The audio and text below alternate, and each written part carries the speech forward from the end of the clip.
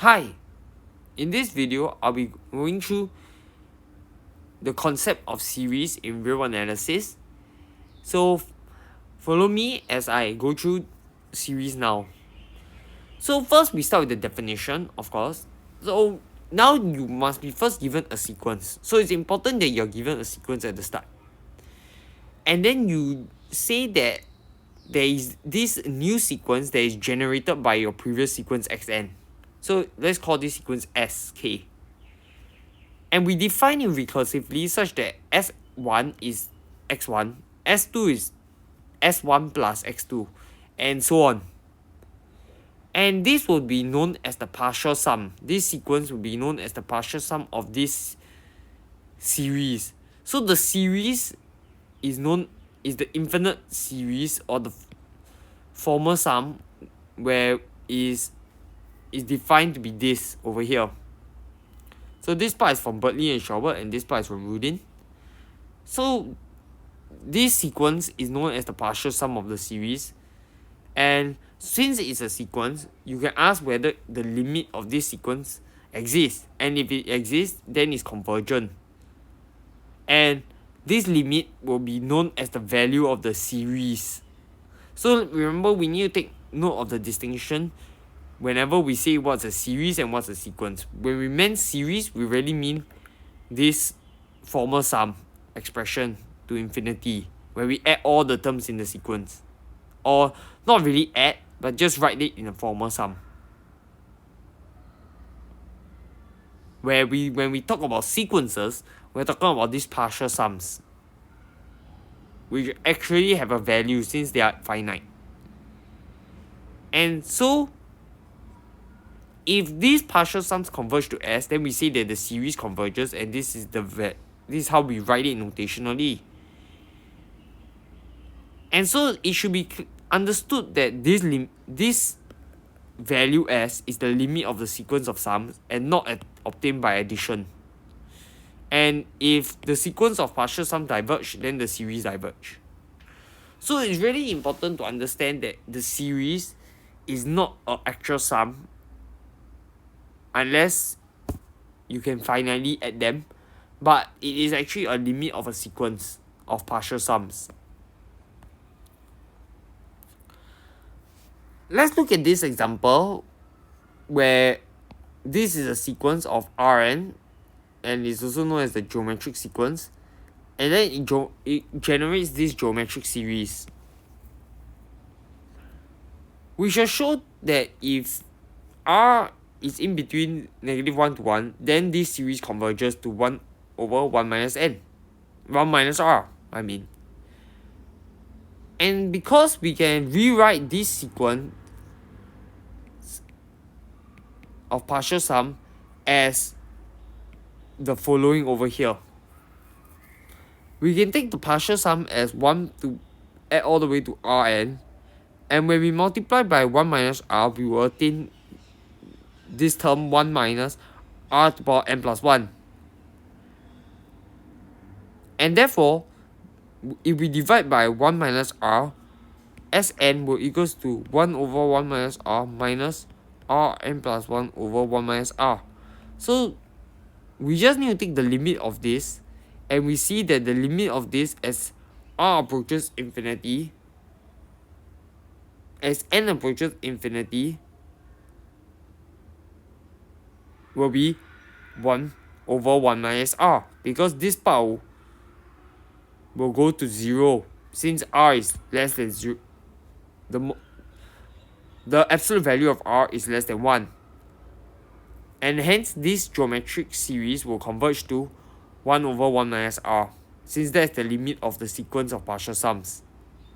And so we are done.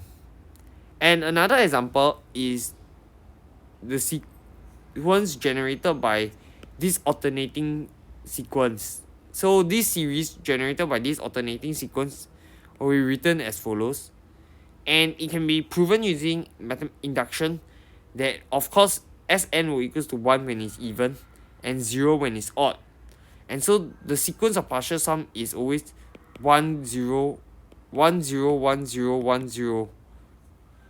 And hence this doesn't have a limit And so this sequence is not convergent, and this means that the series is divergent. So I hope it's clear from the examples the difference where how we prove things about series is to look at the partial sums and find its limit. So lastly, we want to talk about when we need to find criterions that allows for us to talk about the convergence of series better. And so let's look at this theorem. And it says that a series converges if and only if the series from there exists an integer for every epsilon such that this series holds. And in particular, if we take m to equals to n, then this statement number 6 will become an less than or equals to epsilon. And we can then say that because of that, we can say that if this converges, it means if a series converges, then the limit of an would be 0. However, the converse will fail, and we'll see why later on. So how do we prove this theorem? Well, it actually works on the definition of of being a complete field.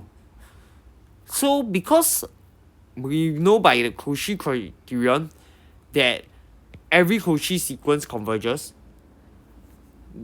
this is a sequence of partial sums. So if you recall that in the limit of a sequence of partial sums, this limit exists if and only if the sequence of partial sums is convergent. And the sequence of partial sums is convergent if and only if it's Cauchy. And so to be Cauchy, it means that Sm minus Sn is less than epsilon. And this is just going to simplify from n to n of ak. And so it really works on the definition, and I hope from my short explanation you understand this well. Of course, you can write it rigorously out for better understanding, and I'll leave it to you. And then this really just follows through. So since this holds, it means that the limit of an is 0. And then this shows that, but the converse fails because we have this example, this series, and this series is known as the harmonic series. Even though 1 over n approaches 0, this series diverges. And we make use of the fact that by using this theorem over here, that if now you have a sequence of just non-negative real numbers, so this is always positive, then this series can only converge if and only if the partial sums is bounded. And the proof is because this sequence of partial sum is now monotonically increasing, because you are now always adding more and more positive numbers. And so by the monotone convergence theorem, this sequence will only be convergent if and only if it's bounded, in which case the limit will just be the supremum of sk. And this shows that the harmonic series diverges because the sequence of partial sum will just keep increasing since you keep adding more and more positive numbers, and so it is unbounded, and it follows that it is divergent. So let me make it more rigorous to say what I mean by keep adding. So now you just need to just show that this sequence of partial sums is unbounded. So suppose that it's bounded, then the next partial sum, you can add one more term, which is 1 over n plus 1 and it will be larger than that bound, so it can't be true.